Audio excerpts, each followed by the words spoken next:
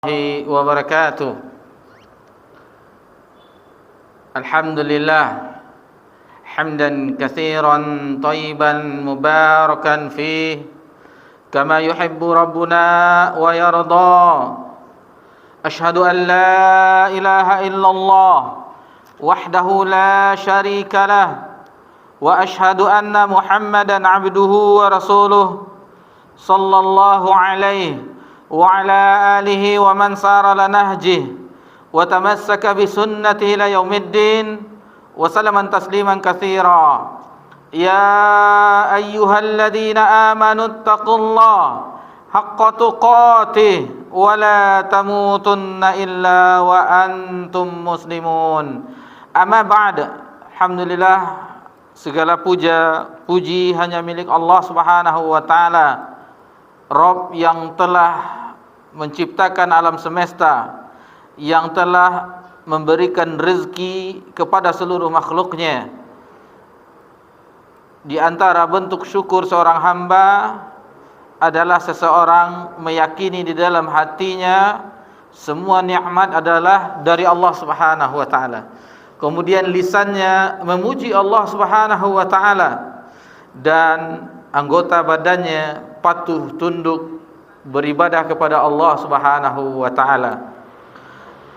Kemudian salawat beriringkan salam kepada Nabi kita tercinta Nabi Muhammad sallallahu alaihi wasallam. Dan alhamdulillah di kesempatan yang berbahagia ini di tanggal 26 Zulhijjah 1445 Hijriah bertepatan tanggal 2 Juli 2024 Masehi, kita berkumpul kembali. Setelah 2 pekan kita libur karena sesuatu hal. Alhamdulillah kita safar, dan sekarang kita bisa melanjutkan kembali pelajaran kita di Kitabut Tauhid.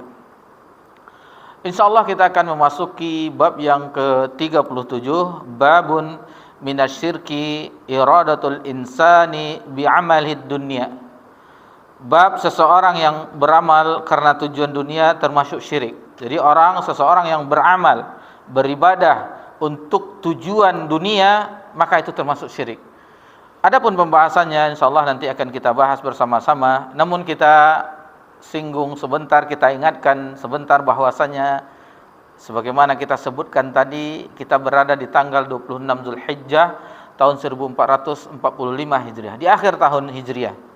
Kita berada di akhir tahun dan tidak terasa, kalaulah kita perhatikan kembali kehidupan kita, bagaimana keadaan kita. Yang perasaan baru kemarin kita, kalau permainan zaman dahulu mengejar layang-layang, atau bagi orang yang masih hidup di suasana perkampungan, mandi-mandi di sungai, yang di tepi laut, mandi-mandi di pantai, masih kita rasakan permainan itu.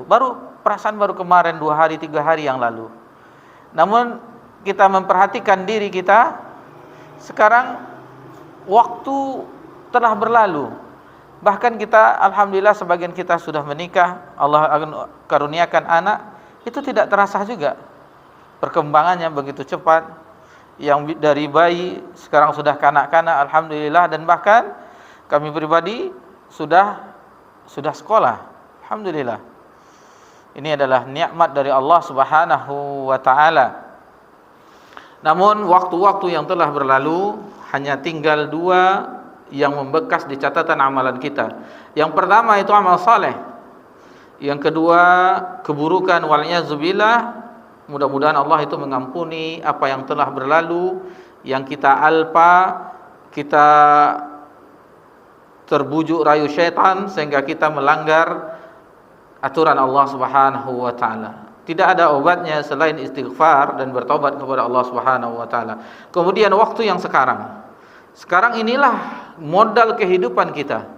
Disinilah kita, di waktu ini kita harus upayakan diri kita semaksimal mungkin untuk beribadah kepada Allah Subhanahu wa taala, untuk memperbaiki sisa-sisa kehidupan yang sampai entah kapan Allah berikan kesempatan hidup di permukaan bumi ini. Yang jelas waktu itu cepat berlalu. Itu harus kita yakini. Inilah modal kita, yang mana orang-orang yang telah mendahului kita ingin kembali di waktu kita berada sekarang. farji'na na'mal salihan. Kembalikanlah kami ya Allah, kami akan beramal soleh. Tapi apalah daya, dia telah wafat, dia telah dikubur. Jadi ini adalah kesempatan kita untuk menggapai ampunan Allah Subhanahu wa taala, untuk meraih ridha Allah Subhanahu wa taala. Adapun waktu yang akan datang itu adalah masalah ghaib.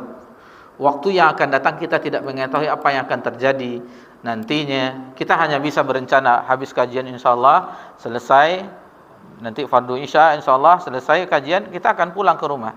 Tapi apakah kita akan langsung mungkin ada singgah membeli sesuatu atau apa, kita tidak mengetahui. Cuma hanya bisa berencana. Adapun besok itu selalu masalah ghaib. Kita hanya ingin, oh saya akan begini, oh saya akan begini, saya besok begini, lusa begini. Itu hanya rencana. Adapun kepastiannya adalah apa yang Allah takdirkan bagi kita, itulah kejadiannya. Jadi kita mengetahui dengan kejadian waktu ini, alangkah cepatnya berlalu, maka kita harus mempersiapkan diri. Allah Subhanahu wa taala memperingatkan kita di dalam surah Al-Hasyr ayat 18, a'udzubillahi minasyaitonir rajim. Ya ayyuhalladzina amanu taqullaha wal tanzur nafsum ma qaddamat lighad. Wahai orang-orang yang beriman, bertakwalah kepada Allah. Karena sebaik-baik bekal adalah takwa. Fatazawwadu fa inna khairaz zadi taqwa. Berbekallah, karena sebaik-baik bekal ketika berjumpa dengan Allah di akhirat adalah bekal takwa. Kemudian hendaklah setiap diri memperhatikan ma qaddamat lighad, tentang keadaannya, posisinya di hari esok. Maksudnya hari esok di hari akhirat. Hendaklah kita memperhatikan bagaimana kita nanti di akhirat kelak. Apakah kita menjadi orang yang berbahagia atau wal'iyazubillah sebaliknya, orang yang sengsara. Kemudian diulangi oleh Allah Subhanahu wa taala agar wattaqullah, dan bertakwalah kepada Allah. Innallaha khabirum bima ta'malun. Sesungguhnya Allah Maha mengetahui apa yang kamu kerjakan. Masyarul muslimin wal muslimat rahimani wa rahimakumullah. Itu sedikit renungan bagi kita, alangkah cepatnya waktu berlalu. Hasan al-Basri rahimahullah ta'ala, salah seorang ulama generasi tabi'in, pernah mengatakan nasihat bagi kita, ya bani Adam, wahai anak cucu Adam, wahai manusia, innama anta ayyam, sesungguhnya engkau adalah dalam bentuk kumpulan-kumpulan hari, di mana setelah berlalu hari tersebut, maka berlalulah bagian-bagian dari diri kita. Akan berlalu hari tersebut, maka akan berkurang jatah hidup kita di dunia ini. Harus kita yakini setelah matahari tenggelam, maka itu setiap hari berkurang jatah hidup kita. Bukan seperti keyakinan orang bertambah umur dengan merayakan happy birthday dan yang lain-lain, dan ini tidak ada syariatnya di dalam agama kita. Adapun bertambahnya hari, yakinilah bahwa dekatnya kita akan kematian. Adapun tentang bulan Al-Muharram, insyaallah di pekan kita akan singgung bagaimana keutamaan bulan Al-Muharram. Insyaallah apa yang akan dilakukan di bulan Al-Muharram, seperti keutamaan puasa Asyura, keutamaan bulan Muharram di pekan yang akan datang insyaallah. Dan kita akan melanjutkan pelajaran kita di dalam kitab Tauhid, dan insyaallah kita akan membahas di malam yang berbahagia ini, yaitu bab yang ke-37. Tafadhal, Iqra.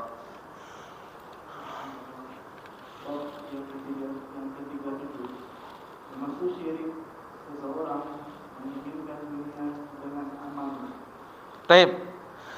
Di bab yang ke-37 ini muallif melanjutkan pembahasan, yaitu babum minasyirki iradatul insani bi'amalid dunya.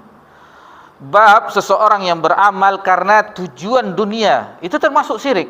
Seseorang yang beramal soleh, beribadah kepada Allah Subhanahu wa taala, mendekatkan diri kepada Allah Azza wa Jal, tetapi tujuannya, niatnya untuk keuntungan duniawi, maka itu termasuk syirik. Lalu pada bab ini dengan bab yang sebelumnya, karena bab sebelumnya adalah berbicara tentang riya, penyakit orang soleh. Apa itu riya? orang yang memperlihatkan ibadahnya kepada orang lain. Kemudian sum'ah, orang yang memperdengarkan ibadahnya kepada orang lain. Kemudian ujub dan penyakit-penyakit yang lainnya bagi orang-orang soleh. Itu penyakit bagi orang yang soleh, orang yang beribadah kepada Allah akan terjangkiti riya, sum'ah, ujub, merasa dirinya itu bangga, besar, sombong, angkuh. Maka itu adalah penyakit-penyakit orang soleh yang tidak mungkin orang-orang yang bermaksiat berpenyakit seperti itu. Paling orang yang bermaksiat dia akan mengetahui dia bermaksiat kepada Allah Subhanahu wa taala, akan tetapi kegelapan hatinya itu yang membuat dia susah meninggalkan maksiat tersebut. Adapun orang soleh, kalaulah dia tidak mengamalkan firman Allah Subhanahu wa taala dalam surah Al-Fatihah, iyyaka na'budu wa iyyaka nasta'in, hanya kepada Engkaulah kami beribadah dan hanya kepada Engkaulah kami meminta pertolongan, tidak diamalkannya itu, maka akan terjangkiti penyakit-penyakit tadi. Bukankah yang memudahkan dia beribadah kepada Allah atas pertolongan Allah Subhanahu wa taala, atas hidayah dari Allah Subhanahu wa taala? Itu harus diyakini. Kalau kita hadirkan itu Allah yang memudahkan semuanya, maka itu tidak akan terkena kita penyakit-penyakit orang soleh yang kita sebutkan tadi. Tetapi kalau kita itu seolah-olah itu adalah kemampuan kita, maka celakalah kita. Ibadah yang kita lakukan, maka itu kena penyakit yang nanti di akhirat itu membahayakan bagi amal saleh kita. Kemudian apa perbedaan antara riya dengan orang yang beramal dengan tujuan dunia ini? Bahwasanya orang yang riya dengan orang yang beramal dengan bentuk tujuan dunia, bahwasanya seseorang dia mencari keuntungan duniawi, seperti dia berjihad, dia berinfak, dermawan, dia mempelajari agama Allah, menghafal firman Allah Subhanahu wa taala, mengajarkan kalamullah, sabda Nabi sallallahu alaihi wasallam, tetapi tujuannya untuk keuntungan duniawi. Ini termasuk syirik. Bahkan disebutkan di sini bahwa itu lebih berbahaya daripada riya. Riya, seseorang terkadang dia riyanya tidak seluruh ibadah, tetapi kalau dia keuntungan duniawi, maka ini yang berbahaya. Contoh, dia ingin mendirikan lembaga pendidikan, mengajarkan orang Al-Quran, mengajarkan orang agama Allah Subhanahu wa taala, tetapi tujuannya adalah agar keuntungan di dalam lembaga pendidikannya yang membuat dia kaya di dunia. Bukan tujuannya untuk mengangkat kebodohan dari hati peserta didiknya, dan tujuan untuk bagaimana nanti di akhirat dia akan diterima ibadahnya atas usahanya membangun, mendirikan, mengembangkan lembaga pendidikannya. Ini berbahaya. Ini berbahaya karena itu tidak akan diterima nanti di sisi Allah. Dan insya Allah nanti akan kita bahas, nanti ada syarahnya bagaimana orang-orang yang beramal untuk tujuan duniawi. Bahkan sebagiannya lebih berat daripada riya dan yang lainnya. Baik. Di sini disebutkan bahwasanya orang yang beribadah dengan tujuan dunia itu akan membahayakan kesempurnaan tauhidnya. Karena kita mengetahui tauhid adalah mengesahkan Allah di dalam ibadah. Tujuan ibadah kita itu hanya mengharapkan wajah Allah, ikhlas karena Allah Subhanahu wa taala. Tidak ada yang embel-embel yang lainnya, walaupun itu hanya setipis debu, tidak ada. Murni hanya untuk Allah Subhanahu wa taala. Wa ma umiru illa liya'budullaha mukhlishina lahuddin, dalam surah Al-Baqarah ayat 5. Jadi tidaklah diperintahkan kecuali beribadah kepada Allah ikhlas di dalam agamanya, dan ini sangatlah berat. Dan alhamdulillah ini pernah kita bahas di pembahasan kita di hadis arba'in. Hadis yang pertama, innamal a'malu binniyat. Bagaimana para ulama kita sangat susah dengan masalah niat ini. Masalah niat, hati yang berbolak-balik. Dan tidak ada, seperti Sufyan Ats-Tsauri rahimahullah ta'ala mengatakan, tidak ada sesuatu yang berat bagiku illa niyah, kecuali niat. kecuali niat, karena itu berat sekali mempertahankan niat itu, sangatlah berat. Jangankan kita hidup di tahun 1000, di akhir tahun 1445 Hijriah ini, yang semua prasarana untuk membanggakan diri, menampakkan apa yang telah kita usahakan untuk agama Allah di media-media, di foto, di upload dan segala macamnya, itu sangat mudah kita terjangkiti. Ulama sekaliber Imam Sufyan Ats-Tsauri rahimahullah ta'ala mengakui kekurangan dirinya di dalam masalah.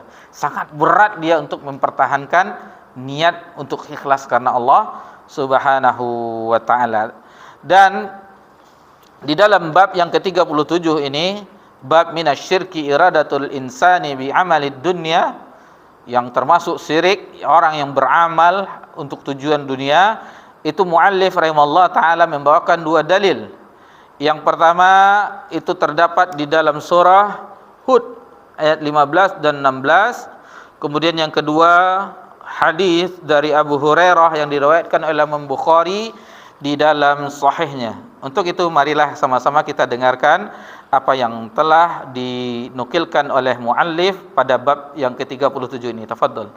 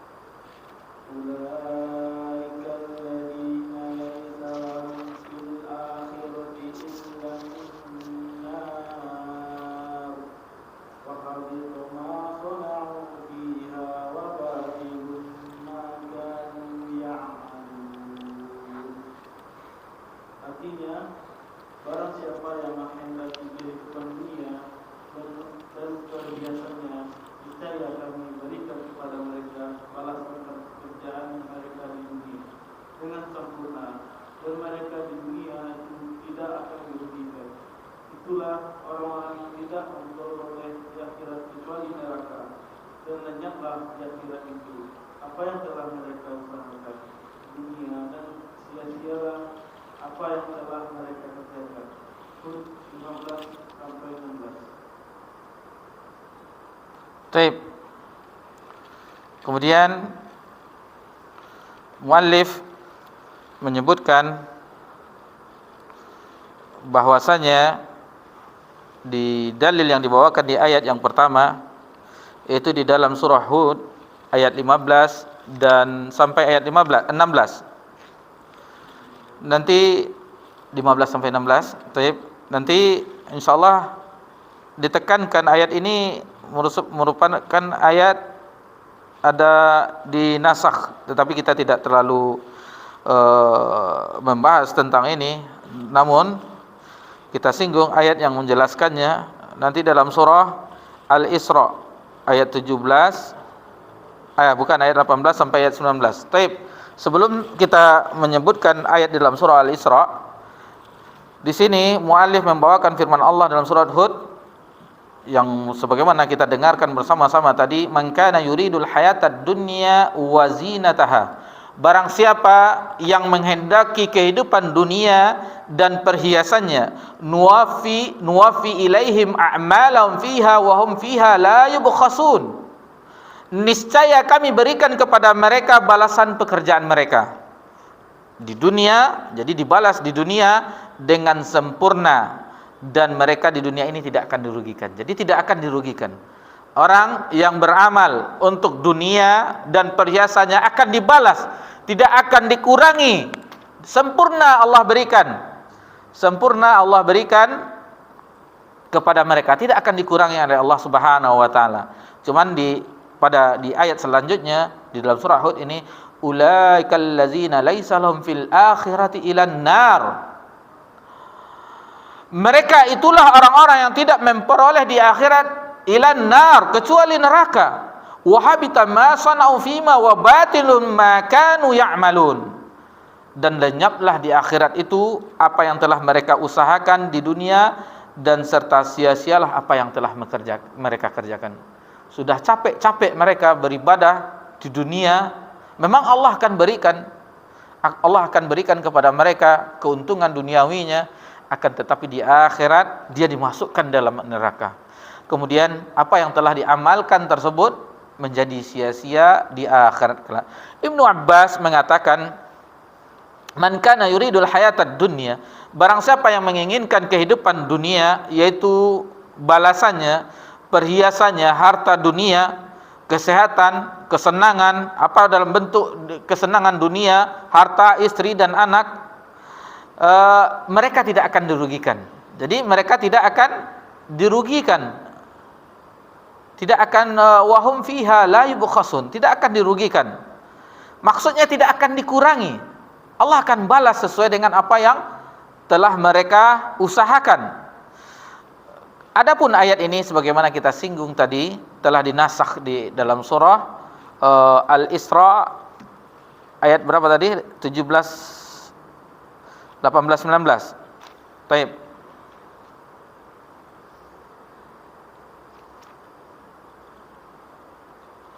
Ini dia. Ayat 18 19 dalam surah Al-Isra, man kana yuridul ajil ta'ajjalna lahu fiha ma nasha'. Barang siapa menghendaki kehidupan sekarang, maksudnya duniawi, maka kami segerakan baginya di dunia ini. Jadi disegerakan oleh Allah apa yang mereka inginkan terhadap kesenangan duniawi. Liman yuridu thumma ja'alna lahu jahannama yaslaunaha mazmuman madhura. Lalu disebutkan di ayat selanjutnya bahwasanya kami kehendaki bagi mereka, kami tentukan bagi mereka jahannam, ia akan memasukinya dalam keadaan tercela. Jadi dalam keadaan mazmuman, dalam keadaan tercela, madhura, dan terusir. Itu keadaan mereka. Wa man aradal akhirata wa sa'ala sa'ya wa huwa mu'min. Dan barang siapa yang menghendaki kehidupan akhirat, ini dia orang mukmin yang menghendaki kehidupan akhirat dan berusaha ke arah itu dengan sungguh-sungguh, sedangkan ia adalah orang mukmin, fahuwa mukmin, faulaika kana sa'yuhum mashkura. Di ayat yang ke-19, maka mereka itulah orang-orang yang usahanya dibalasi oleh Allah dengan balasan yang baik. Ini dia orang yang menginginkan kehidupan akhirat, orang yang ingin mendapatkan balasan yang berlimpah di akhirat kelak. Adapun yang ingin balasan di dunia itu tidak akan dikurangi walaupun hanya sedikit, akan Allah balas, tetapi di akhirat tidak mendapatkan apa yang telah diusahakannya. Qatadah berkata, barang siapa yang menjadikan dunia sebagai tujuan, harapan dan niatnya, maka Allah akan membalas amal kebaikannya di dunia, kemudian ia dikumpulkan di akhirat dengan tanpa kebaikan yang dibalas. Jadi sudah habis balasannya yang Allah balas di dunia. Dan Allah tidak sia-siakan, karena Allah tidak akan menzalimi hambanya. Allah akan balas sesuai dengan apa yang telah diperbuatnya, tetapi dengan tujuannya, sesuai dengan tujuannya. Niatnya apa yang dia niatkan? Yang kita bahas ini adalah niatnya adalah keuntungan duniawi. Allah akan berikan balasannya. Adapun orang mukmin, maka amal kebaikannya dibalas di dunia dan di akhirat. Orang mukmin dibalas di dunia dan di akhirat. Jadi bukan di akhirat saja Allah lipat gandakan pahalanya, tetapi di dunia dengan di akhirat. Bukankah kita ketika beribadah kepada Allah Subhanahu wa taala membuat hati kita lapang, sejuk? Alangkah bahagianya kita rasanya, seolah-olah coba kita selesai sholat, meninggalkan masjid, lapang dada itu rasanya. Bukankah itu balasan bagi orang-orang yang mendapatkan kebahagiaan di dunia, yang merasakan kebahagiaan di dalam hatinya, yang tidak dimiliki oleh orang-orang yang tidak beriman. Kemudian di sini diceritakan hadis ini merupakan hadis yang mengingatkan kita. Jangankan orang-orang terdahulu yang meriwayatkan ini, tetapi sahabat sendiri yang meriwayatkannya itu sampai menangis terseduh-seduh, yakni Abu Hurairah. Bagaimana hadis ini? Marilah sama-sama kita dengarkan pembahasannya. Bahwasanya hadis dari Abu Hurairah, dari Ibnu Mubarak, dari Haywah, dari bin Shureh. Jadi setiap orang yang meriwayatkan hadis ini dari Nabi sallallahu alaihi wasallam, kemudian Abu Hurairah menangis. Abu Hurairah diriwayatkan dari orang sebelumnya, dari Hurairah menangis juga, dari generasi tabi'in, terus mereka menangis dengan hadis ini. Apa gerangan yang ada di dalam hadis ini yang membuat mereka menangis sehingga mereka takut akan kejadian sebagaimana disebutkan di dalam hadis yang akan kita bahas ini. Jadi ia berkata, Al-Walid bin Abi Walid Abu Utsman bercerita kepadaku. Jadi hadatsana Al-Walid bin Abi Walid Abu Utsman, bahwa Uqbah bin Muslim berbicara dengannya, dan juga bahwa Syufai bin Mati' al-Asbahi berbicara dengannya, bahwa ia datang ke Madinah. Jadi ceritanya dia datang ke Madinah dan ternyata di situ ada seorang laki-laki dikerumuni orang-orang. Nah, jadi orang-orang tabi'in, dia datang ke Madinah, nampak samanya seorang laki-laki yang dikerumuni orang-orang. Lalu ia berkata, siapa orang ini? Jadi dia dari daerah, bukan dari Madinah. Mungkin dia dari Syam atau dari negeri yang lainnya. Orang-orang menjawab, Abu Hurairah. Nah, jadi ini Abu Hurairah, sahabat Nabi SAW. Ia berkata, lalu aku mendekatinya sehingga aku duduk di depannya. Didekati oleh orang ini, tabi'in. Dia duduk di depannya dan ia sedang menyampaikan hadis. Abu Hurairah menyampaikan hadis. Abu Hurairah Abdurrahman bin Sakhar ad-Dausi, sahabat yang paling banyak meriwayatkan hadis dari Nabi sallallahu alaihi wasallam. Lebih 5.000 hadis diriwayatkan oleh Abu Hurairah. Ketika telah diam dan sepi, aku berkata kepadanya, aku bersumpah kepadamu dengan sebenarnya, kiranya kamu bersedia bercerita kepadaku. Jadi dia ingin mendapat hadis dari Abu Hurairah yang kamu dengar langsung dari Rasulullah sallallahu alaihi wasallam, yang kamu memahaminya dan mengetahuinya. Ia berkata, jadi Abu Hurairah berkata, aku akan lakukan, sungguh aku akan memberitahu kamu suatu hadis yang Rasulullah sallallahu alaihi wasallam berbicara kepadaku tentangnya di rumah ini tanpa ada orang lain selain aku dan beliau. Jadi Abu Hurairah akan menyampaikan hadis tersebut, yang mana hadis itu diterima oleh Abu Hurairah di rumah ini katanya, yang tidak ada orang lain, yang ada hanya Nabi dan Abu Hurairah. Abu Hurairah menangis terseduh-seduh. Ketika belum menyampaikan hadis tersebut, Abu Hurairah sudah menangis, mengeluarkan air mata. Kemudian berhenti dan berkata, sungguh aku akan bercerita kepadamu tentang hadis yang dikatakan oleh Rasulullah sallallahu alaihi wasallam kepadaku di rumah ini.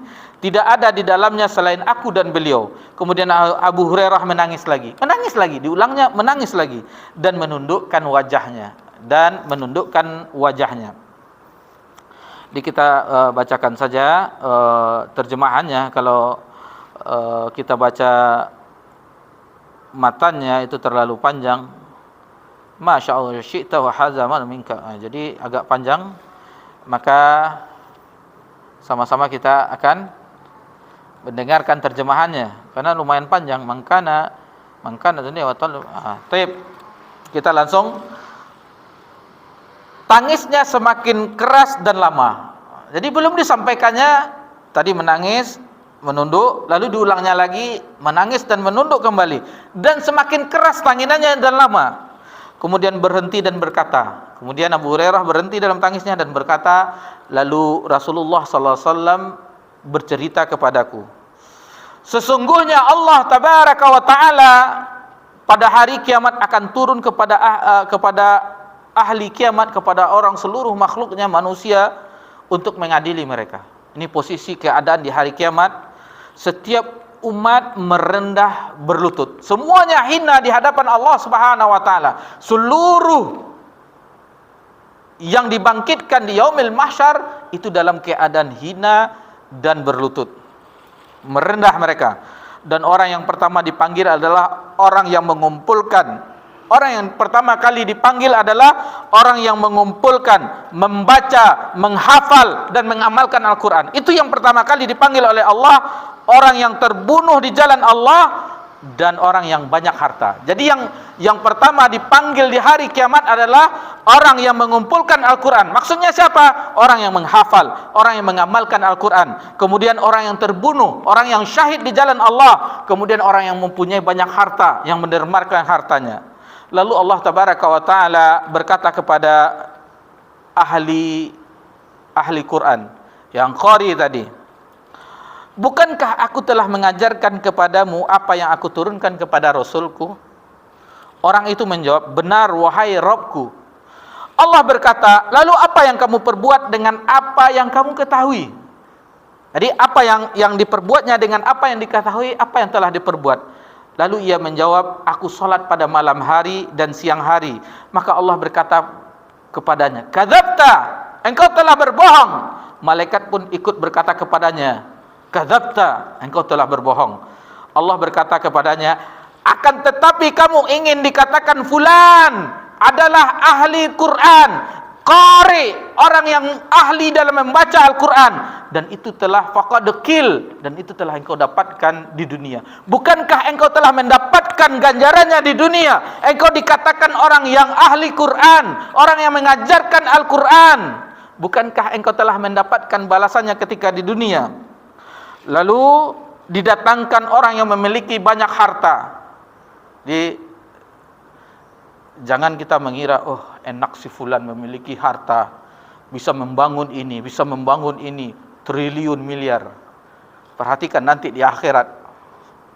Perhatikan nanti di akhirat orang yang mempunyai banyak harta. Lalu Allah berkata kepadanya, bukankah aku telah memberikan kelapangan untukmu dan aku tidak meninggalkan kamu begitu saja sehingga kamu membutuhkan orang lain selainku? Ia menjawab, benar wahai Rabbku. Benar wahai Rabbku.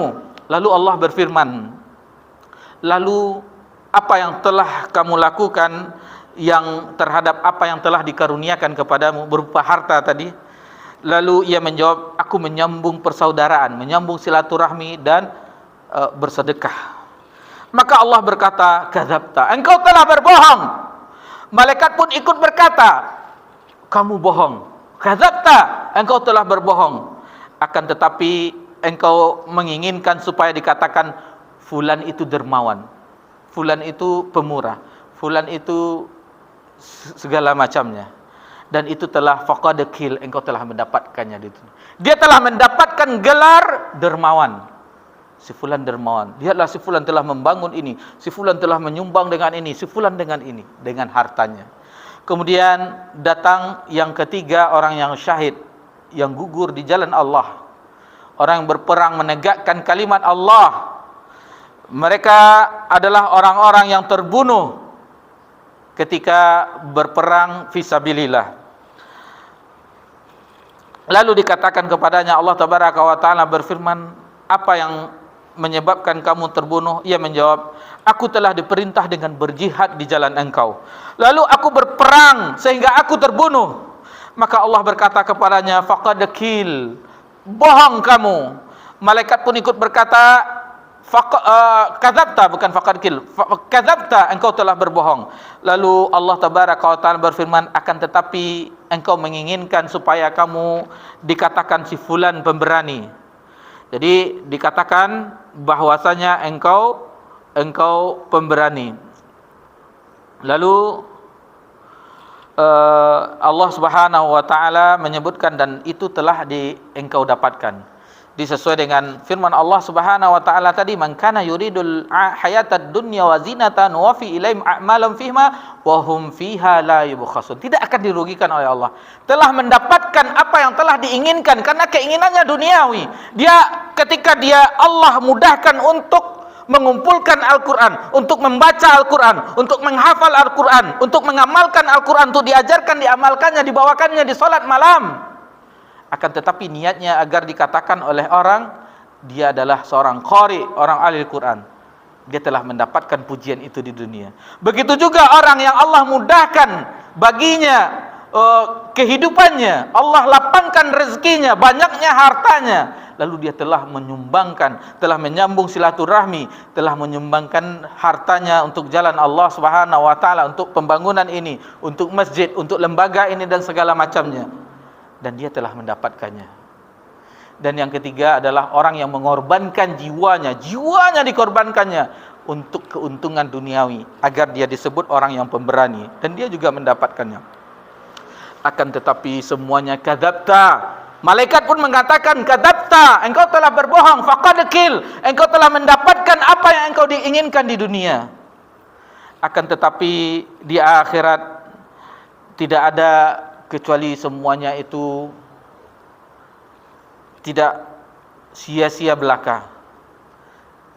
Dia diseret dengan kepalanya yang diambil, diseret di tanah dengan keadaan terhina, lalu dicampakkan ke neraka Allah Subhanahu wa taala. Kemudian Rasulullah menepuk kedua lututku sambil berkata, ya Aba Hir, ya Aba Hurairah, wahai Abu Hurairah, tiga orang itulah makhluk pertama yang dijadikan bahan bakar api neraka. Jadi tiga orang yang tadi, yang dia ahlul Quran, kemudian dia orang dermawan, kemudian dia orang yang syahid, jihad, wafat, mati syahid di jihad di jalan Allah, tetapi niatnya untuk keuntungan duniawi, agar dikatakan dia ahlul Quran, agar dikatakan dia dermawan, agar dikatakan dia pemberani. Tetapi di akhirat kelak, dia tiga golongan ini yang pertama kali diadili di akhirat itu sebagai bahan bakar api neraka.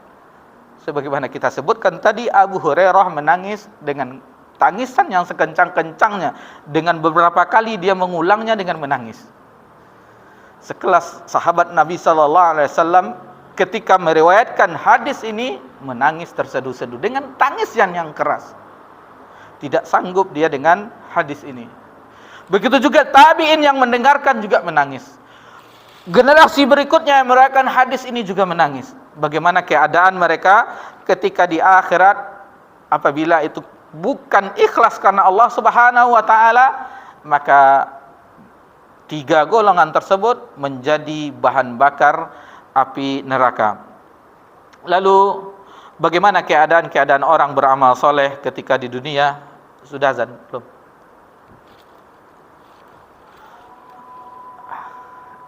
Sebelum kita lanjutkan ke pembahasan selanjutnya, sebaiknya kita azan isya dulu. InsyaAllah setelah azan isya baru kita lanjutkan pelajaran kita. Tafadhal.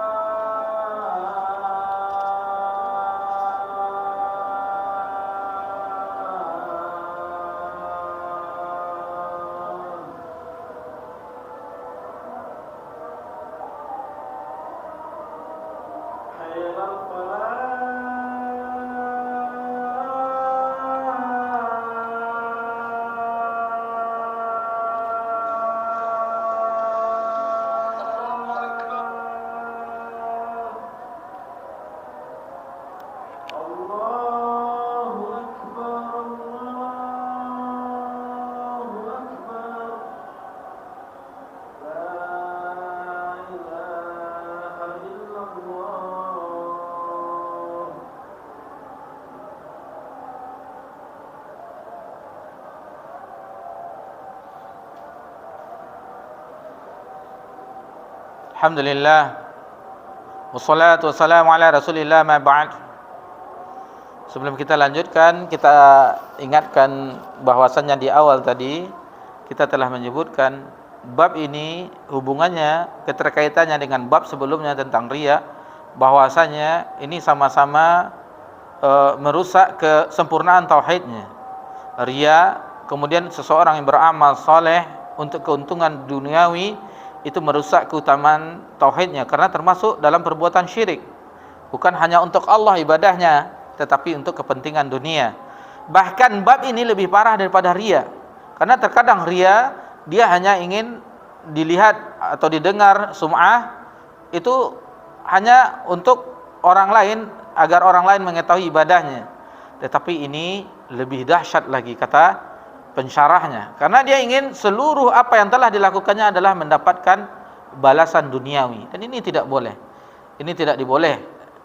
Seperti tadi kita sebutkan, orang yang misalnya dia ingin membuat lembaga pendidikan, tetapi bukan tujuannya agar orang-orang mengenal Allah Subhanahu wa taala, para peserta didiknya, tetapi untuk keuntungan lembaga pendidikannya, yang semuanya itu tidak ada balasan baginya di akhirat, karena dia telah mendapatkan keuntungan duniawi tersebut. Atau orang yang berinfak, bersedekah, dia ingin berinfak agar Allah membalas dengan banyaknya hartanya, suburnya hartanya, banyaknya hartanya yang akan dibalas oleh Allah. Hanya untuk itu keinginannya, bukan untuk bagaimana nanti balasan di akhirat.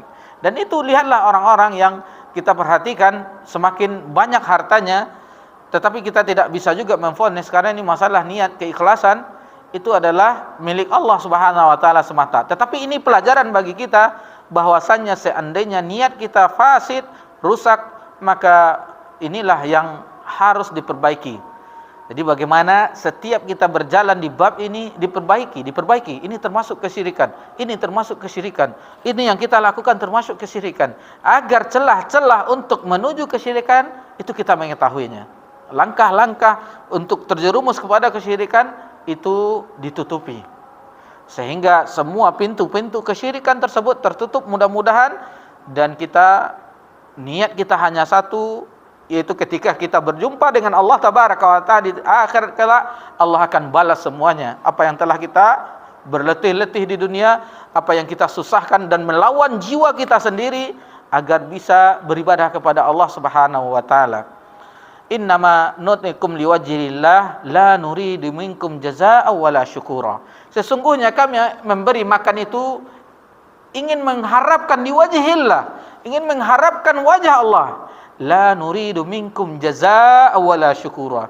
Tidak ada bagi kami balasan lain, tidak ada kami mengharap itu. Wala syukura, atau kami tidak ingin mengucapkan terima kasih. Kita telah membantunya, apapun yang telah mereka lakukan kepada kita, misalnya dia umbar-ambar aib kita, jangan, apalah si fulan ini, saya telah membantunya, tetapi apa yang telah dia balas terhadap saya, kita tidak menginginkan itu. Yang kita ingin adalah balasan di sisi Allah Subhanahu wa taala, balasan yang melimpah, yang itu tidak bisa didapatkan bagi orang hanya mengharap murni ikhlas, hanya mengharap ganjaran di sisi Allah Subhanahu wa taala. Ini yang sangat berat kita hidup di zaman ini. Sangatlah berat kita hidup dengan kondisi bagaimana kita dengan Rabb kita saja yang mengetahui ibadah kita.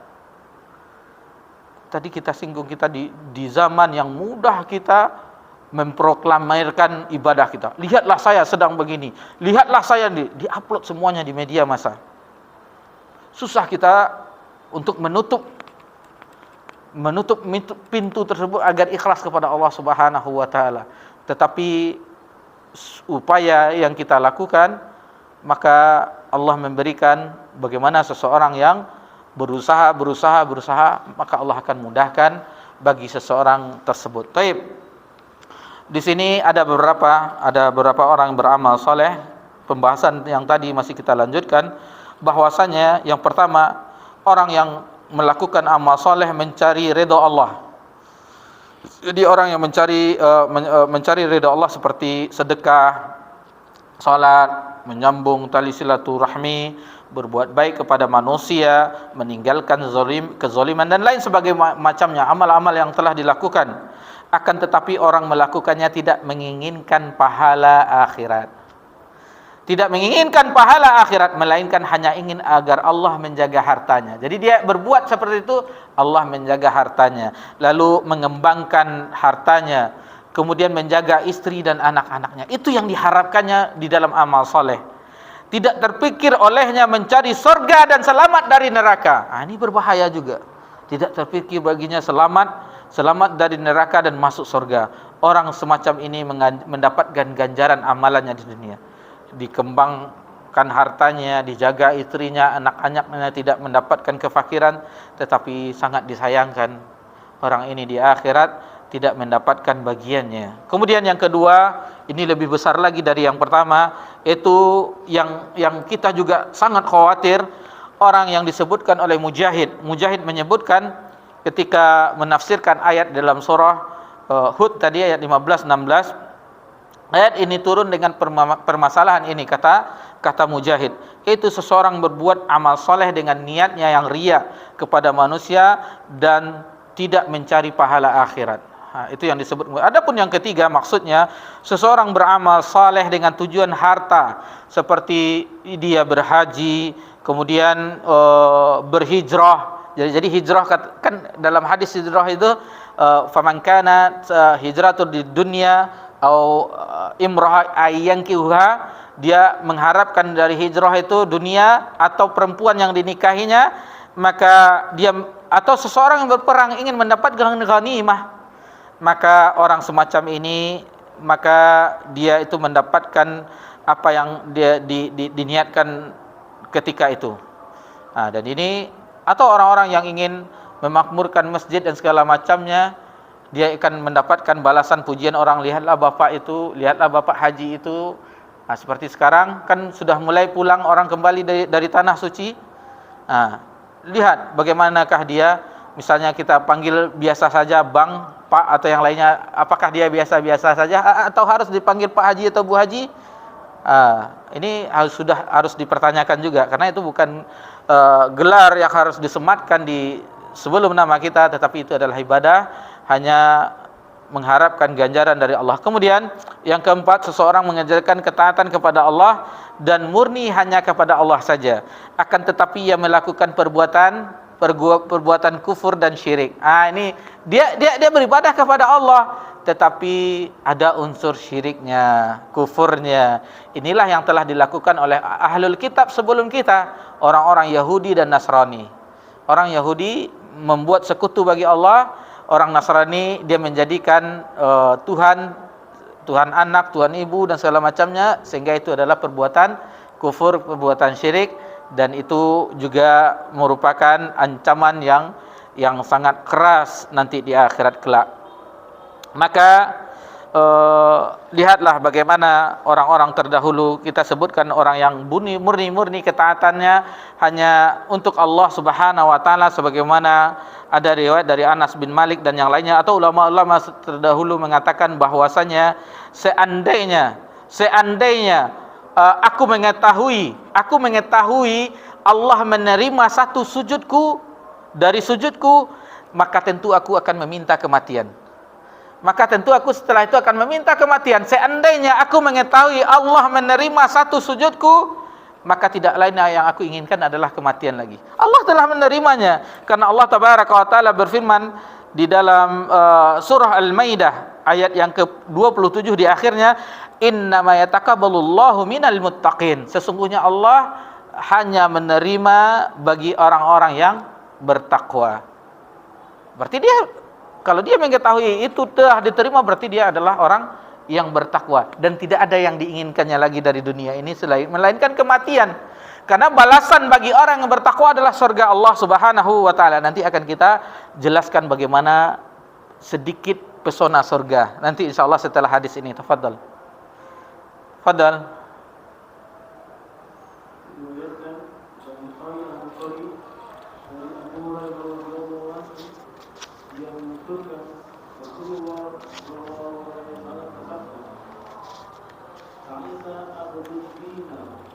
Isa abadul dirham, Isa abadul khamithah, Isa abadul khamidah. In dia rodia wa illam yuqtar akhiko Isa wa takasar wa lidasika halat takosya tuba li abdin akhoda bi'ina wa rasihi fi sabilillah as'ata raksu mukbarwatin qadamah in kana bil hirasa kana fil hirasa wa in kana fis saqo kana fis saqo wa in istadana yudanahu wa in safa'a la yusaffa. Artinya, celakalah hamba dinar, celakalah hamba dirham, celakalah hamba khamisah, dan celakalah hamba hamidah. Jika diberi ia senang, tetapi jika tidak diberi ia marah. Celakalah ia dan tersyukurlah. Apabila terkena duri, semoga dia tidak dapat mencabutnya. Berbahagialah seorang hamba yang maju kudanya berjihad di jalan Allah dengan kusut rambutnya dan berlumur debu kedua kakinya.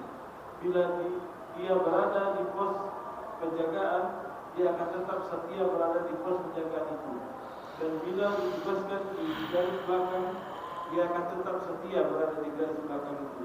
Jika dia meminta permisi untuk menemui raja atau penguasa, dia tidak diperkenankan. Dan jika bertindak sebagai perantara, tidak diterima perantaranya. Baik. Dalil yang kedua pada bab ini, di bab yang ke-37, di fis sahih, dalam sahih maksudnya dalam sahih Bukhari. Jadi dari Abu Hurairah terdapat dalam sahih Bukhari, ta'isa, celaka. Jadi dengan bentuk ain di kasrah, ta'isa. Jadi maksudnya adalah orang di sini binasa, akan celaka. Ta'isa ya ta'asu, yaitu orang yang terpeleset, yang tersungkur wajahnya dan doa kebinasaan atasnya. Abdud dinar. Jadi Nabi mengatakan di sini abdud dinar, hamba dinar. Hamba dinar. Yaitu orang yang telah berbuat dengan telah diperbudak dengan dinar. Dinar mata uang dari emas di zaman dahulu. Kemudian ta'isa abdud dirham. Celakalah hamba dirham, yaitu mata uang dari perak di zaman dahulu. Di zaman dahulu. Jadi ini budak-budak dunia semuanya. Kemudian ta'isa abdul khamisah. Celakalah hamba khamisah. Jadi di sini khamisah adalah baju sutra dari wol atau wol yang bermotif.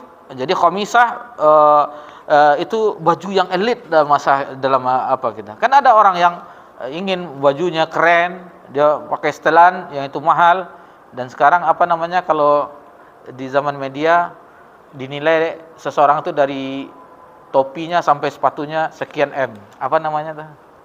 Kan istilah outfitnya.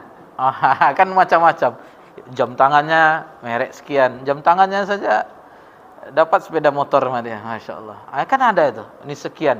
Sampai tasnya aja merek-merek luar. La haula wala quwata illa billah. Kan ada orang seperti itu. Kemudian ta'isa wan takasa. Celakalah ia dan tersungkurlah ia. Maksudnya tersungkur dengan kepala di bawah. Yang kita ketahui bagaimana orang tersungkur dan doa kemalangan atasnya. Wa idza syika, apabila terkena duri, maksudnya dia terkena duri semoga Allah tidak mencabutnya. Jadi semacam bagaimana semacam doa kebinasan. Jadi dia biarlah duri itu masih melekat di dagingnya. Yang itu sakit kalau duri tidak kita keluarkan, tetapi biarlah dia celaka dalam keadaan seperti itu. Begitulah doa kebinasan bagi hamba dinar, hamba dirham, hamba khamisah yang mereka menjadi hamba-hamba dunia. Yang orang berebut dengan masalah itu. Kemudian disebutkan di sini adalah bahwasanya orang tersebut apabila dia diberi dia senang, dan jika dia tidak diberi ia akan marah. Inilah orang-orang yang dia redha untuk selain Allah. Jadi dia redanya untuk selain Allah Subhanahu wa taala, baik itu jabatan, apa itu semuanya, perbudakan hati yang sulit kita bebas, kecuali orang-orang yang dirahmati oleh Allah Subhanahu wa taala. Menjadi budak hati. Orang budak dunia adalah budak hati yang hatinya cenderung kepada duniawi. Itu maksudnya.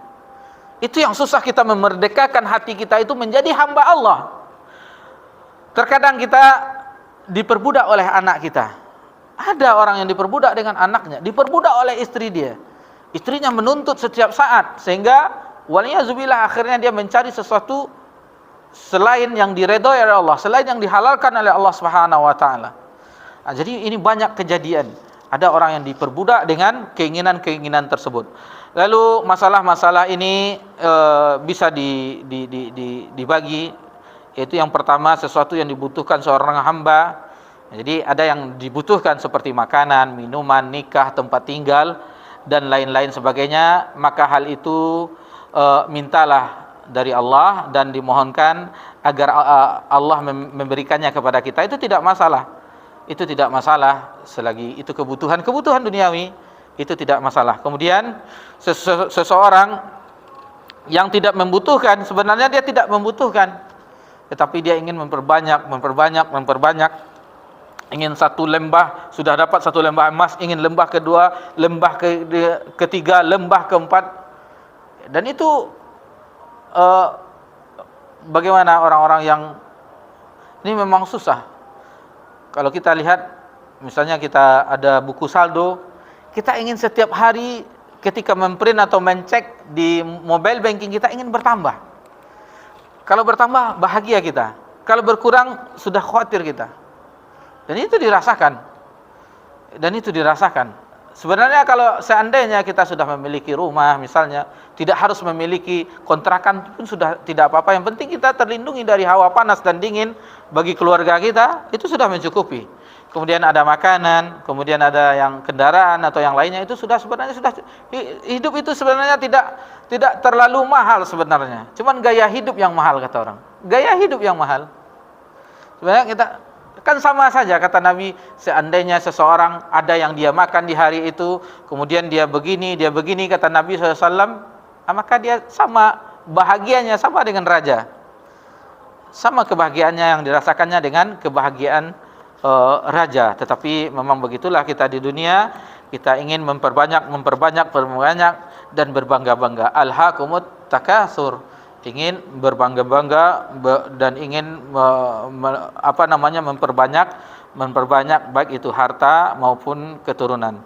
Kemudian tuba li abdin, berbahagialah seorang hamba. Tuba adalah nama sebuah pohon di surga. Ini dia kita bawakan hadisnya. Ini hadisnya yang sangat panjang.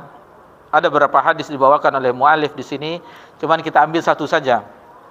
Bahwasanya hadisnya tentang tuba ini terdapat di dalam Sahih Bukhari, penguatnya di dalam Sahih Bukhari dan Sahih Muslim dari Ibnu Jarir. Jadi dari Wahab bin Munabih, Wahab rahimahullah berkata, sesungguhnya di surga ada pohon yang disebut dengan pohon tuba. Ini yang kita sebutkan tadi. Kita sedikit bertamasya ke surga. Di waktu yang sedikit ini kita bertamasya sejenak ke surga. Diceritakan di dalam riwayat ini. Sesungguhnya di surga ada pohon yang disebut dengan tuba. Jadi tuba nama pohon di surga. Pengendara berjalan di bawah keteduhan rindang daunnya selama 100 tahun tapi tidak mencapai batas akhirnya. 100 tahun berjalan tidak mencapai batas akhirnya. Berapa besar pohon tersebut. Kemudian bunganya adalah pakaian kebesaran dan daunnya selendang pemanis. Jadi bunganya pakaian kebesaran dan daunnya selendang ar-royat tersebut adalah pakaian bangsawan. Jadi pemanis. Dahannya berbau wangi ambar. Batu kerikilnya permata yakut. Bayangkan keindahannya. Pasirnya beraroma sedap wangi. Lumpurnya misk, itu aroma. Lumpurnya wangi. Keluar dari pangkalnya sungai-sungai arak, susu dan madu. Dan pohon itu tempat berkumpulnya ahli surga. Ketika mereka sedang duduk-duduk, tiba ada malaikat datang dari Rabb-nya. Mereka menuntun binatang tunggangannya di surga yang kendalinya di rantai emas. Kendali tunggangannya rantai emas. Wajah-wajahnya bagaikan lampu-lampu karena sangat indahnya. Ini kalau kita berbicara pesona surga itu semuanya keindahan. Kemudian bulunya bagaikan bulu muda karena sangat halusnya. Di atasnya ada pelana yang papannya dari yakut, alasnya dari emas, dan baju-bajunya dari sutra tipis dan sutra tebal. Jadi kalau sutra di dunia bagi laki-laki itu tidak boleh, tetapi di akhirat itu boleh, pakaian ahli surga. Lalu malaikat-malaikat itu menderumkannya dan mereka berkata, sesungguhnya Rabb kami mengirim kami kepada anda semua supaya anda mengunjunginya dan mengucapkan salam kepadanya. Masya Allah, orang yang sedang berkumpul di Tuba di pohon sorga dipanggil oleh malaikat untuk berjumpa dengan Rabbul Alamin.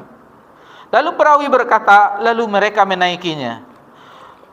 Tunggangan surga itu lebih cepat daripada burung dan lebih empuk daripada kasur. Tunggangan indah pilihan tanpa mereka harus merawatnya. Jadi kalau di dunia harus dirawat, apalagi kendaraan besi made in Japan itu harus ganti oli, harus diservis, karena mogok dia. Mereka melangkah tanpa saling mendahului. Seseorang penunggang berjalan di sebelah saudaranya sambil berbicara dan berbisik dengannya. Kuping tunggangannya itu tidak bersentuhan dengan kuping tunggangan yang lain. Ini keadaan bagaimana tunggangan teratur. Tentu pula dengan bagian belakang yang satu menyentuh bagian belakang temannya, sehingga pohon menyingkir dari jalan mereka supaya seseorang tidak berpisah dengan saudaranya. Lalu dilanjutkan, mereka mendatangi Allah yang Maha Pengasih. Jadi orang-orang yang Allah takdirkan, yang Allah berikan nikmat surga, mendatangi Allah Tabaraka wa Ta'ala yang Maha Pengasih lagi Maha Penyayang. Lalu Allah membuka wajahnya. Allah singkap tabir yang mana di dunia tidak ada satupun makhluk yang bisa melihat wajah Allah. Akan tetapi di akhirat Allah buka tabir tersebut sehingga penduduk surga melihat wajah Rabbul Alamin yang Maha Mulia, sehingga mereka melihat wajah Allah yang Maha Pengasih lagi Maha Penyayang. Ketika mereka melihatnya, mereka mengucapkan, ya Allah, Engkau adalah Maha Damai yang Maha Pemurah, dan Engkaulah kedamaian yang Maha Pemurah, dan telah nyata bagi Engkau keagungan dan kemuliaan-Mu. Lalu Allah Tabaraka wa Ta'ala berfirman, Aku adalah Maha Damai, dariku kedamaian, dan kepadamu nyatalah rahmatku dan cintaku. Kata Allah Tabaraka wa Ta'ala berfirman kepada penduduk ahli surga, selamat datang wahai hamba-hambaku yang telah takut kepadaku pada kegaiban dan taat terhadap perintahku. Lalu dilanjutkan oleh perawi, lalu mereka berkata, ya Rabb kami, sesungguhnya kami tidak beribadah kepada Engkau dengan sebaik-baik ibadah. Mengakui kekurangannya. Ketika dunia kami tidak beribadah kepada Engkau dengan sebaik-baik ibadah.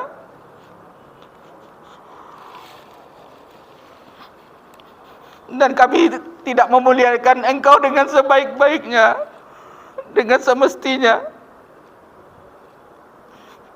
Maka penduduk surga meminta izin agar bisa bersujud kepada Allah Subhanahu wa Ta'ala. Izinkanlah kami untuk sujud di hadapan-Mu. Diakuinya bahwa dia ketika dunia tidak sungguh-sungguh beribadah kepada Allah dan tidak memuliakan Allah dengan semestinya. Lalu para perawi itu berkata, Allah Tabaraka wa Ta'ala berfirman, sesungguhnya sekarang ini bukanlah tempat bekerja, sekarang ini bukan tempat beramal dan beribadah. Akan tetapi sekarang ini adalah tempat kerajaan dan kenikmatan. Jadi surga itu bukan tempat ibadah lagi. Ini adalah tempat kenikmatan, tempat kerajaan. Sesungguhnya aku telah mengangkat kelitihan ibadah kamu semuanya. Jadi Allah Subhanahu wa Ta'ala telah mengangkat keletihan ibadah kita di dunia yang Allah beri taufik untuk beribadah kepadanya. Maka mintalah kepadaku apa saja yang kamu inginkan. Allah Tabaraka wa Ta'ala meminta apa saja yang diinginkan. karena setiap orang di antara kamu boleh mengajukan keinginannya. Lalu mereka meminta kepada Allah Subhanahu wa taala, sehingga orang yang paling kecil dalam permintaannya berkata, jadi orang yang paling kecil permintaannya, ya Rabbku, penduduk bumi telah berlomba-lomba di dalam dunia mereka. Lalu mereka saling menjegal di dalam perkara dunia ini. Ya Rabbku, berikanlah kepadaku segala sesuatu yang pernah mereka nikmati dari Engkau, yang telah Engkau yang telah Engkau berikan mereka kenikmatan. Lalu Allah Tabaraka wa Taala berfirman, sungguh amat ringan permintaannya. Seseorang yang terakhir mendapatkan kenikmatan surga meminta bagaimana seseorang ketika di dunia itu mendapatkan kenikmatan menurut dia, tetapi alangkah kecilnya permintaan tersebut, kata Allah Tabaraka wa Taala. Orang yang dengan kenikmatan dunia, yang ketika dia dunia menyaksikan itu bahwa itulah kenikmatan, tetapi Allah menyanggahnya bahwa itu adalah permintaan yang kecil, permintaan yang remeh. Lalu, ini adalah untukmu dariku, dan aku akan memberimu hadiah dengan kedudukanku, karena pemberianku tidak terputus kenikmatannya dan tidak terbatas. Kemudian Allah Tabaraka wa Taala berfirman, kemukakanlah hai malaikat kepada para hambaku apa yang dicapai oleh permintaan mereka dan yang tidak pernah terlintas dalam pikiran mereka. Lalu malaikat itu mengumpulkan kepada mereka sehingga mereka kehabisan permintaan yang ada dalam diri mereka. Semua yang ada di dalam angannya diminta kepada Allah Subhanahu wa taala. Di antara pemberian ditampakkan kepada mereka itu berupa kuda tarik yang diberi seperti tanduk. Setiap 4 dari kuda-kuda itu diletakkan di atas satu tempat tidur terbuat dari satu biji yakut. Di atas setiap tempat tidur itu ada kubah cetakan terbuat dari emas. Ini semuanya keindahan. Kita tidak akan bisa membayangkannya, karena kenikmatan surga itu tidak pernah terlihat oleh mata. Tidak pernah terlihat oleh mata, tidak pernah terdengar oleh telinga, dan tidak pernah terbesit dalam hati. Cuman ini gambaran bagaimana di dalam riwayat ini disebutkan. Dalam setiap kubah ada kasur dari kasur surga yang ditinggikan. Di dalamnya setiap kubah ada 2 wanita bidadari cantik. Ini bayangkan. Bagi yang tidak istilahnya sabar dengan keadaan kondisi istrinya sekarang, nanti ada wanita bidadari cantik. Gambaran sekilasnya itu betisnya kelihatan tulang sumsumnya, dan jika selendangnya disingkap, maka bercahayalah dunia ini dengan cahaya bidadari tersebut. Dan setiap bidadari mengenakan 2 busana dari busana sorga yang lengkap dengan segala warna yang ada di sorga. Keduanya baunya harum semerbak. Ini semuanya sudah tayang tadi. Ini dibawakan lagi dengan bidadari. Sinar wajah keduanya menembus kulit kubah, sehingga orang melihatnya mengira bahwa sinar itu dari arah kubah. Sumsum keduanya terlihat dari luar betis keduanya, seolah-olah tali putih dalam yakut merah. Keduanya melihatnya memiliki keunggulan atas para sahabatnya, seperti keunggulan matahari atas batu, dan bahkan unggul lagi. Dia sendiri melihat keduanya seperti itu. Kemudian ahli surga itu menemui keduanya, dan keduanya mengucapkan salam kepadanya, menyambutnya dan memeluknya. Keduanya berkata, demi Allah, kami tidak menyangka kalau Allah menciptakan makhluk sepertimu. Kemudian Allah Tabaraka wa Ta'ala menyuruh para malaikat mengantarkan ahli surga dengan berbaris di surga. Jadi heran orang melihat memeluk bidadari. Kami tidak membayangkan Allah menciptakan makhluk seperti ini untuk balasan bagi penduduk surga. Jadi setelah itu Allah menyuruh para malaikat, merintah para malaikat mengantarkan para ahli surga dengan berbaris di surga, sehingga setiap orang dari mereka sampai kepada tempat tinggalnya yang disediakan untuknya. Ini sebenarnya masih banyak lagi riwayat-riwayat yang senada, tetapi ada beberapa riwayat tentang pesona surga bertamasa ke surga kita sebutkan di bahasa kita tadi. Cuman panjangnya seperti tadi juga. Nanti jam 11 kita selesai, ada beberapa riwayat. Jadi satu riwayat itu sudah mewakili bagaimana sedikit kita bertamasya ke taman surga yang tadi. Mudah-mudahan itu memicu kita agar kita tidak mengharapkan keuntungan duniawi. Seolah-olah perawi di dalam ini pensyarah membawakan kisah bagaimana pesona surga, itulah balasan di akhirat. Jangan kita hanya dengan kehinaan dunia. Bahkan tadi disebutkan sudah habis permintaan isi benaknya dengan kenikmatan.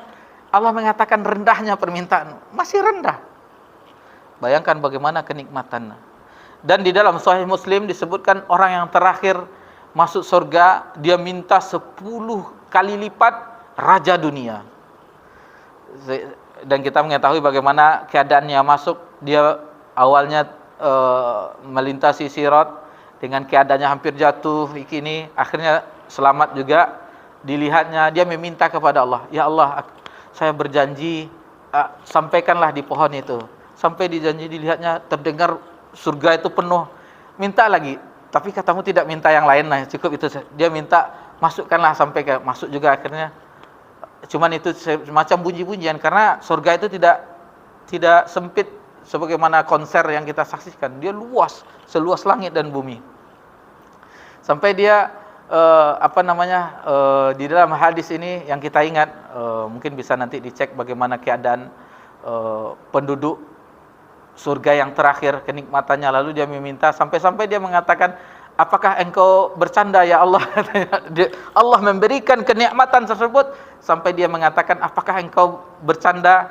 Ketika itu diriwayatkan Nabi pun tersenyum, dan orang yang meriwayatkan hadis itu juga tertawa, dan orang perawi sebagaimana tadi kita sebutkan hadis tadi, Abu Hurairah menangis, yang meriwayatkannya menangis, yang seluruh yang meriwayatkan tersebut menangis. Begitu juga dengan tersenyum tadi, dia tertawa, Nabi pun tertawa, yang meriwayatkannya tertawa, sahabat tabi'in pun tertawa. Meriwayatkan hadis orang yang terakhir ketika masuk surga. Namun di riwayat yang lain disebutkan dalam surah Fatir ayat 35, ayat 34, ayat 35, ada tambahan ayatnya, itu saja kita bahas. Fatir ayat 35, ayat 36. Ini dia. Allazi ahallana daral muqamati min fadlihi la yamassuna fiha nasabu wa la yamassuna fiha lughub. Jadi sesungguhnya segala puji bagi Allah yang telah menghilangkan duka cita dari kami. Sesungguhnya Rabb kami benar-benar Maha Pengampun lagi Maha memberikan balasan, yang menempatkan kami dalam tempat kekal di surga dan karunia-Nya. Di dalamnya kami tidak merasa lelah dan tidak pula merasa lesu. Maksudnya di sini ayat 35, walladzina kafaru, 35 36, walladzina kafaru lahum naru jahannam la yaqda alaihim fayamutu wa la yukhaffafu anhum min adzabiha kadzalika nadzi kulla kafur. Ini perbandingannya bagaimana seseorang wa qalu alhamdulillah, bukan ayat 35 tapi ayat 3, wa qalu alhamdulillahilladzi adhhaba 'anna hadzan inna rabbana laghafurun syakur alladzi halana darul muqamati min fadlihi la yamassuna fiha nasabu wa la yafsuna fiha lughub. Yang menceritakan tentang orang yang mendapat karunia surga, ayat 34 35 dalam surah Fatir. Nanti bisa dilihat kembali. Adapun ayat 36 itu tentang orang kafir, tentang balasan bagi orang kafir. Mereka mendapatkan walladzina kafaru lahum naru jahannam, di ayat 36. Itu keadaan yang sedikit kita bisa sebutkan tentang ahli surga. Tuba li'abdin akhadha bi'anihi farisihi fi sabilillah. Berbahagialah. Jadi tuba tadi salah satu nama pohon, atau berbahagialah bagi hamba yang memacu kudanya berjihad di jalan Allah. Maksudnya orang-orang yang memerangi orang-orang kafir, orang musyrik. Asghatha ra'sahu, dengan kusut. Itulah keadaan orang-orang jihad fisabilillah. Mughbaratin qadamah, dan berlumur debu kedua kakinya. In kana fil hadisati kana fi hirasah. Bila ada berada di pos penjagaan, dia akan tetap setia berada di pos penjagaan itu. Kana fi harasah, dia akan tetap setia berada di pos penjagaan itu. Wa in kana fi saqati kana fi saqah, dan bila ditugaskan di garis belakang, dia akan tetap setia berada di garis belakang itu. Jadi ini gambaran orang yang ar-ribat, orang menjaga perbatasan kaum muslimin terhadap musuh-musuh, dan orang yang berjihad di jalan Allah. In istazana lahum yu'zan lah. jika dia meminta permisi, izin untuk menemui raja atau tidak diperkenankan. Wa in syafa', dan jika bertindak sebagai perantara, lam yushaffa', tidak diterima perantaraannya. Jadi itulah keadaan orang-orang tersebut. Yaitu Al-Hafiz menyebutkan dalam hadis ini terdapat pelajaran, yaitu menjauhi cinta pangkat, ketenaran, juga keutamaan kesederhanaan, penampilan dan kerendahan hati. Baik, ini bagaimana orang yang berjihad di jalan Allah Subhanahu wa taala. Kemudian ada syair, sebuah surat. Abdullah bin Mubarak berkata, jadi dia menyampaikan surat ini kepada Fudail bin Iyad, dan dia bait-bait syair ini didiktekannya kepada Tarsus. Jadi bunyinya seperti ini: wahai ahli ibadah di dua tanah haram, jika kamu melihat kami, tentu kamu mengetahui bahwa kamu adalah ibadah itu bermain-main. Barang siapa yang pipinya berlumuran dengan air matanya, maka leher-leher dan dada kami berlumuran dengan darah kami. Atau keduanya berlelah-lelah dalam kebatilan, maka kuda-kuda kami pada saat perang berlelah-lelah. Angin berbau harum adalah untukmu, sedangkan bau harum kami adalah debu kaki binatang dan debu yang suci.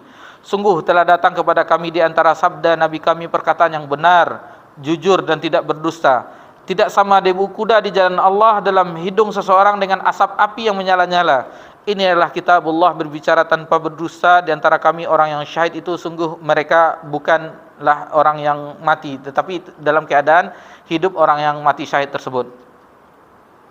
Jadi ini di akhir ini bagaimana keadaan orang yang berjihad di jalan Allah dan menjaga perbatasan kaum muslimin. Jadi sebenarnya masih ada beberapa penjelasan, tetapi kita cukupkan karena alhamdulillah hadisnya telah selesai. Hanya 2 dalil di dalam bab ini. Seseorang yang apabila dia beramal untuk duniawi, maka itu termasuk syirik. Dalam surah Hud tadi dan di dalam hadis Abu Hurairah diriwayatkan oleh Imam Bukhari yang mengenai ta'isa, abdud dinar, abdud dirham dan segala macamnya. Sebelum kita selesaikan pembahasan ini, kita akhiri, maka kita dengarkan kandungan dari bab ini. Tafadhol.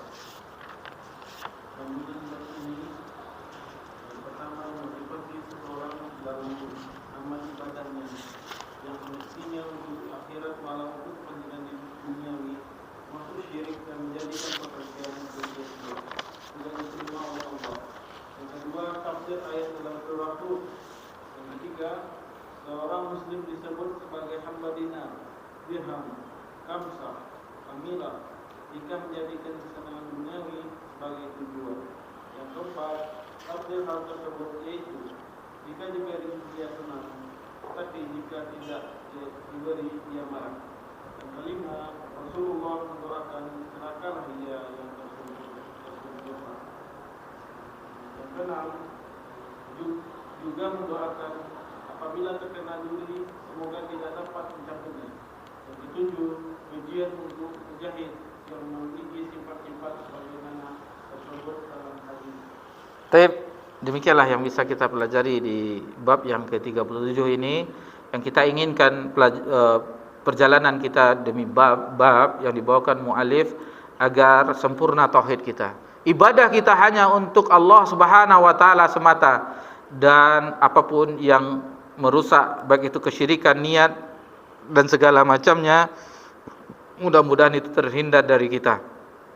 Terhindar sehingga kita menjadi hamba yang berbahagia ketika berjumpa dengan Rabbul Alamin. Jadi ibadah kita yang kita lakukan bahwa itu kemudahan dari Allah Subhanahu wa taala, dan agar kita selamat dari neraka dan dimasukkan oleh Allah Subhanahu wa taala. Dan sebagaimana tadi dibawakan tentang sedikit pesona surga, itu sedikit bagaimana gambaran kenikmatan surga yang kita harus menggapainya,